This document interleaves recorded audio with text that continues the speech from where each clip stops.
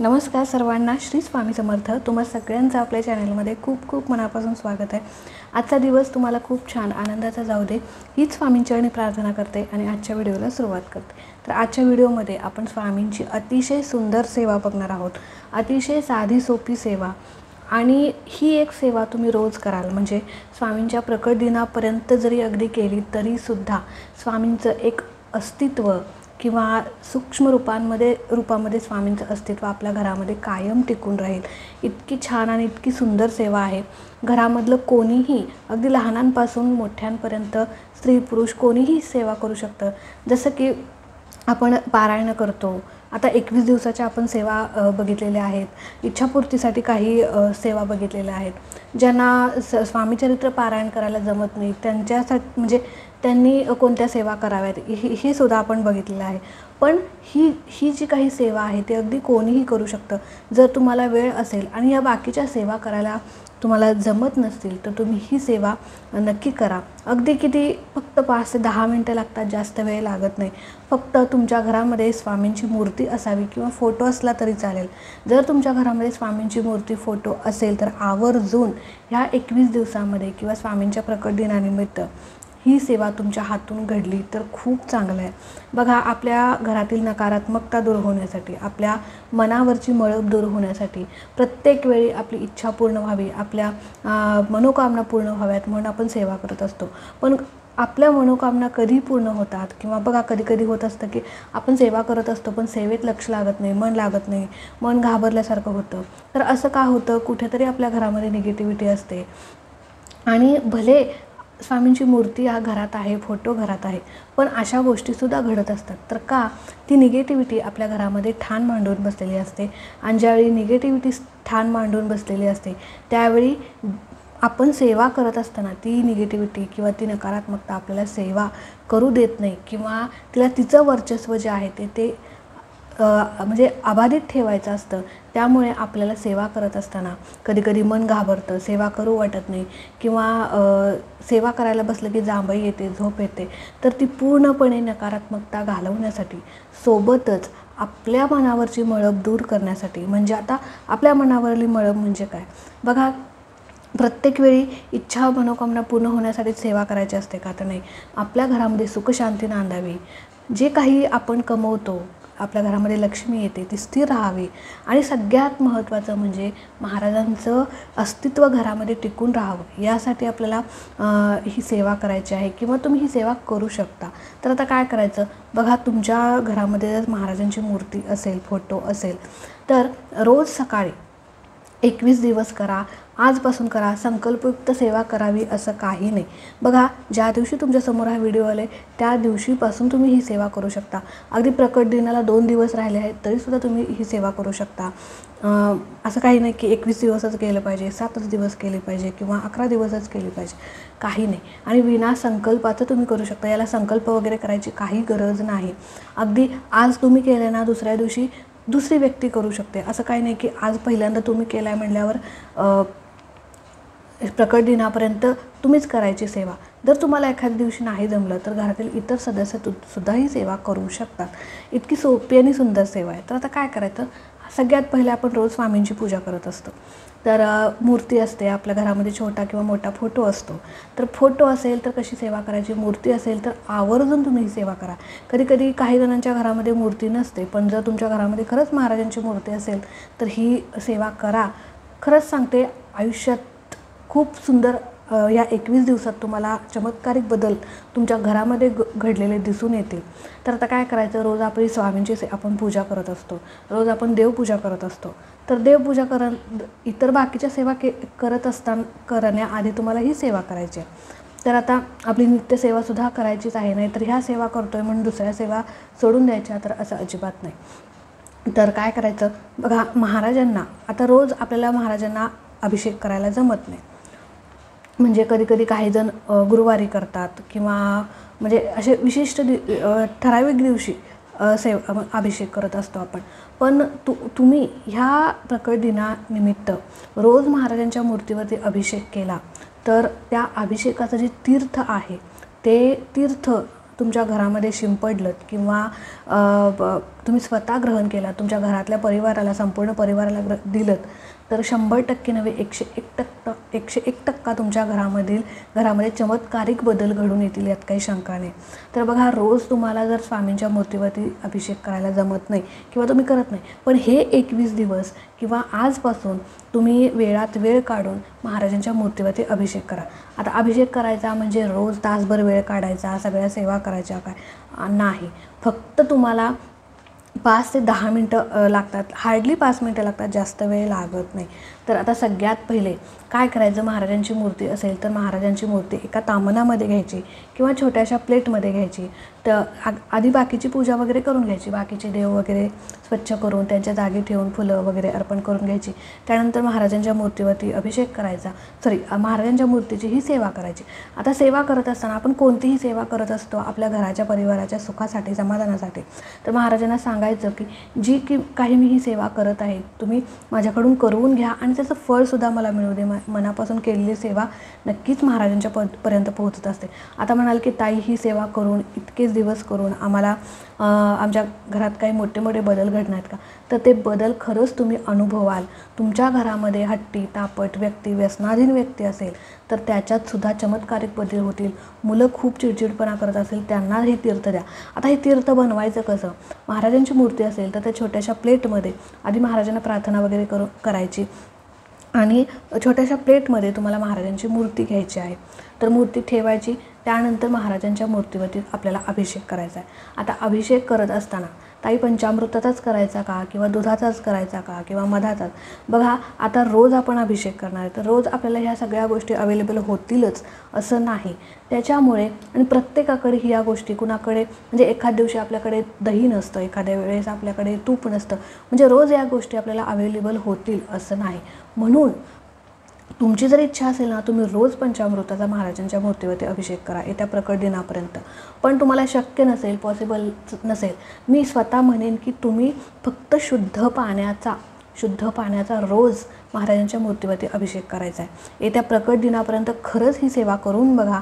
मला शक्य असतं तर मी नक्कीच केली असते, कारण सध्या माझ्याकडून ती सेवा पूर्ण होईल की नाही मला माहीत नाही. पण जोपर्यंत माझ्याकडून शक्य होईल, तर म्हणजे प्रकट दिनापर्यंत माझ्याकडून काही शक्य होणार नाही, कारण डिलिव्हरी डेट जवळ आहे. त्याच्यामुळे पण जितके दिवस मला शक्य होईल तितके दिवस मी माझ्यासाठी आणि माझ्या बाळासाठी ही सेवा नक्की करणार आहे आणि तुम्हीसुद्धा करा.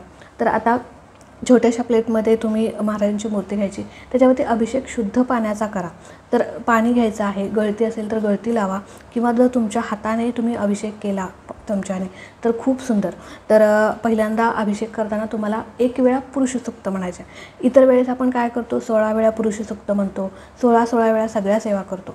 पण 16 वेळा म्हणण्याची गरज नाही. 1 वेळा तुम्हाला पुरुष सूक्त म्हणायचं, 1 वेळेला तुम्हाला पवनाम सूक्त म्हणायचं, 1 वेळा तारक मंत्र आणि 11 वेळेस तुम्हाला श्री स्वामी समर्थ मंत्र, एवढ्याच सेवा करायच्या. हार्डली 5 मिनटं लागतात, जास्त वेळ लागत नाही. पुरुष सूक्त आपल्या नित्यसेवेच्या पुस्तकात आहे. पवनाम सूक्तसुद्धा तुम्हाला यूट्यूबला, गुगलला मिळून जाईल. तारक मंत्र आपल्याला पाठच आहे. त्याचबरोबर आपल्या महाराजांचा मंत्र श्री स्वामी समर्थ. तर श्री स्वामी समर्थ मंत्र तुम्ही 11 वेळेस म्हणू शकता, 21 वेळेस, 108 वेळा केलं तर अतिशय उत्तम.